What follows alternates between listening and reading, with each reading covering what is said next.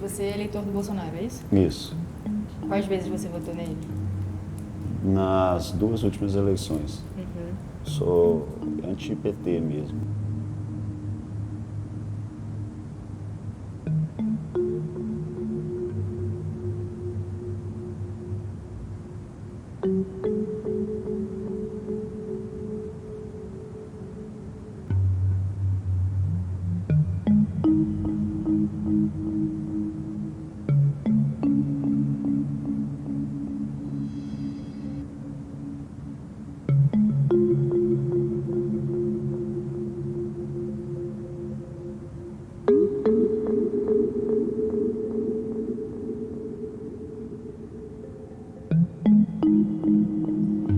Agora, vamos entrar para a sala. Vamos.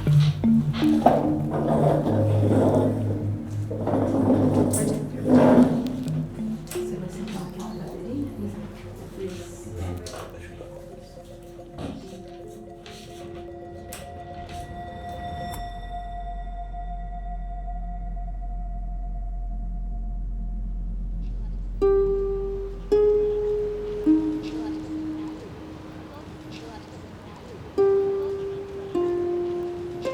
O que a gente está fazendo é uma adaptação de um trabalho da Margaret Schmidt, que investigou outro tipo de polarização, né, que envolve torcidas de futebol. Então, os dados da Margaret são claríssimos para mostrar diferenças de desempenho comportamental entre torcedores de dois times que têm uma rivalidade histórica aqui em Minas Gerais, né, o Cruzeiro e o Atlético. O que a gente está fazendo é levar a mesma lógica experimental do trabalho da Margaret para o campo político, polarizado entre o nosso ex-presidente e o atual presidente.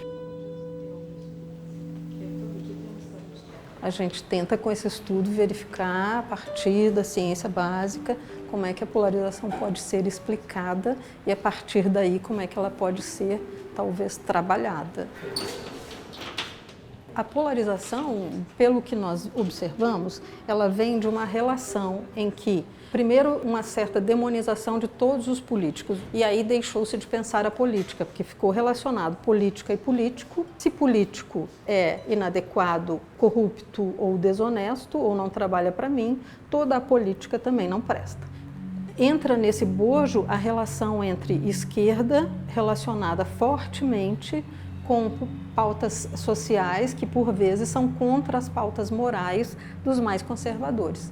Então, se eu tenho uma relação fortíssima entre café com leite, é como se eu, na política, eu tenho uma relação fortíssima entre político de esquerda, desonestidade e corrupção.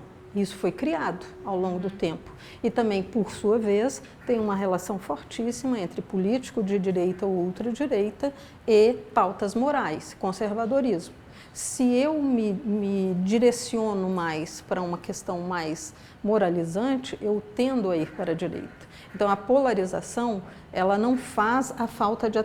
ela provoca a falta de atenção. Mas a falta de atenção talvez alimente a polarização. A gente está estudando um aspecto da polarização política, sobre processos atencionais envolvidos na polarização política, né? Porque as bases sociológicas muitas vezes são tratadas de forma teórica na academia, mas processos psicológicos básicos envolvidos nessa polarização, a gente pouco tem notícia deles e poucos são investigados. Eu não sou cientista político, né, mas a gente pode usar um pouco das ferramentas de estudo comportamental, do que a gente pode chamar de polarização, para uma aplicação nesse contexto político polarizado. Eu desconheço, e eu tento acompanhar bem nos periódicos de publicação, algum estudo que trabalhe com isso, tanto no Brasil quanto no exterior. Acho que a psicologia fornece, através da ciência básica, algumas ferramentas que podem vir a convergir ou conjugar com a literatura da ciência política. Hoje você tem a polarização política, que se desmembra em uma polarização afetiva. E o que nós vamos trazer de novo aqui na psicologia é justamente trazer esses preditores, essas variáveis biológicas, né, para explicar ou tentar ver uma associação entre elas e um comportamento social, no caso da polarização. Isso distingue um pouco do que a ciência política vem trabalhando.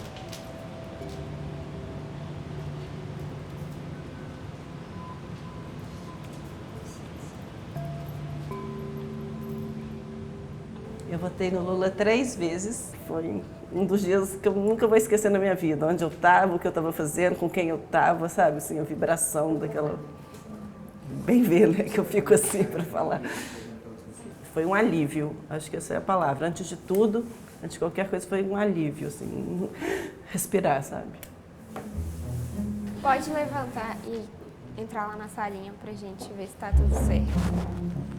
Caraca! Hã?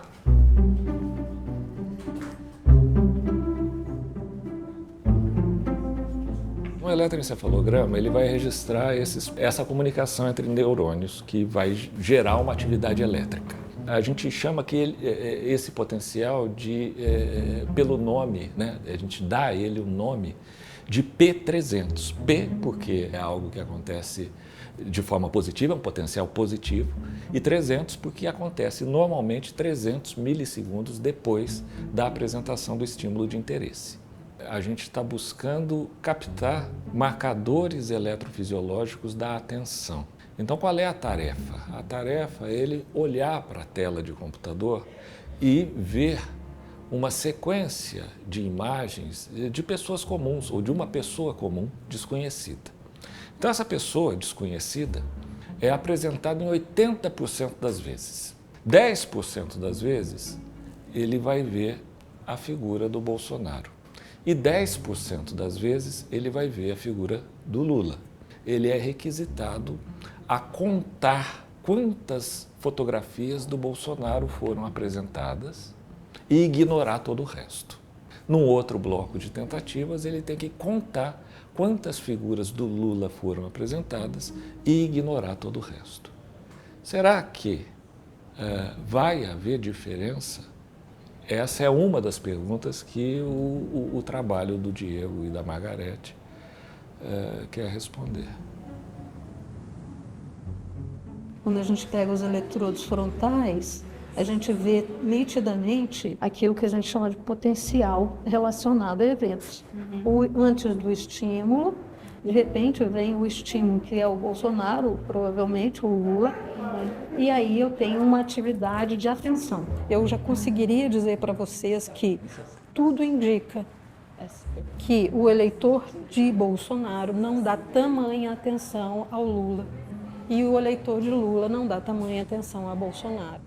Quando a gente tem uma condição de alerta e de manutenção da atenção para aquilo que não nos envolve emocionalmente, como no caso da polarização, não adianta o Lula falar que ele fez uma obra que vai transformar o Brasil na maior potência mundial, porque as pessoas não vão ouvi-lo. Do mesmo modo, não adianta Bolsonaro dizer, não, eu queria manter a democracia, eu não fui a favor do... porque os lulistas também não vão ouvi-lo. Esse trabalho ele envolve 2 momentos, né? Uma coleta de dados comportamental e uma coleta de dados eletrofisiológica e comportamental. A coleta de dados comportamental, ela envolve alguns arranjos de estímulos. Então você tem 2 blocos, basicamente. Um bloco de tentativas ou ensaios pró-Bolsonaro e um bloco de tentativas ou ensaios pró-Lula. Então, no bloco pró-Bolsonaro, o sujeito vai responder de forma positiva para o Bolsonaro e negativa para o Lula. A consistência da resposta e o tempo que ele leva para emitir essas respostas é algo considerado, são as medidas mais importantes desse procedimento. O que o tempo de resposta me diz? Quanto mais automatizado está uma relação, como Lula, Lula, Bolsonaro, Bolsonaro, ou Lula honesto, Bolsonaro honesto, Lula desonesto, Bolsonaro desonesto, mais rápida a pessoa é para responder àquela relação. E aí é que vem a grande diferença, talvez, do nosso estudo, não só por usar a eletrofisiologia, mas também porque quando você tem uma resposta declarada, você pega um questionário, você tem um tempo para elaborar a sua resposta, né? Porque ela te dá o tempo de pensar, não, eu não vou falar que eu sou antidemocrático. A pessoa pensa e responde com uma certa adequação social, para não ser vista como feia ou inadequada ou socialmente incorreta, né? Os instrumentos de autorrelato não apresentaram o crescimento da extrema-direita, não só no Brasil como no mundo. Os instrumentos de autorrelato, a gente pode ver nas últimas eleições, por exemplo, teve um erro, uma margem de erro muito grande em relação à porcentagem que os institutos de pesquisa aplicavam. Muita gente atribui isso, no caso do Brasil, ao atraso do censo, pela questão da estratificação, mas a gente teve esse mesmo fenômeno nos Estados Unidos na primeira eleição do Trump.